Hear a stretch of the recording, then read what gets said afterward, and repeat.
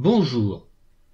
Une erreur à ne pas commettre, c'est de confondre on pronom indéfini, qui s'écrit on, avec ont qui est la forme conjuguée de l'auxiliaire avoir à la troisième personne du pluriel du présent de l'indicatif.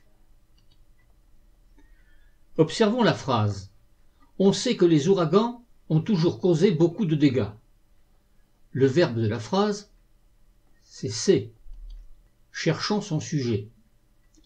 Qui est-ce qui sait que les ouragans ont toujours causé beaucoup de dégâts? C'est on. On est le sujet. Ce sujet peut être remplacé par tout le monde. Tout le monde sait que les ouragans ont toujours causé beaucoup de dégâts. On peut également remplacer on par il. Il sait que les ouragans ont toujours causé beaucoup de dégâts.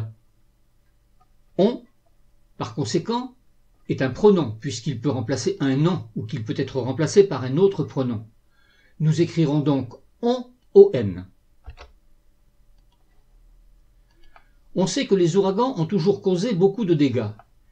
Observons maintenant le groupe complément d'objet direct, que les ouragans ont toujours causé beaucoup de dégâts.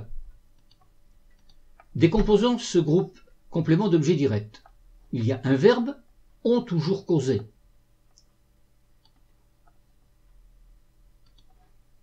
Ce verbe est formé de l'auxiliaire avoir, ont, et du participe passé du verbe causer. On peut remplacer que les ouragans ont toujours causé beaucoup de dégâts par que les ouragans avaient toujours causé beaucoup de dégâts. On peut donc remplacer on par une autre forme de l'auxiliaire avoir. Donc ici, on s'écrira ont. En résumé, pour bien orthographier on, remplaçons-le par il ou par avait. S'il peut être remplacé par un autre pronom, on écrira on. S'il peut être remplacé par une autre forme conjuguée du verbe avoir, on s'écrira ont. N'hésitons pas à décomposer la phrase en groupe de mots pour nous faciliter son orthographe.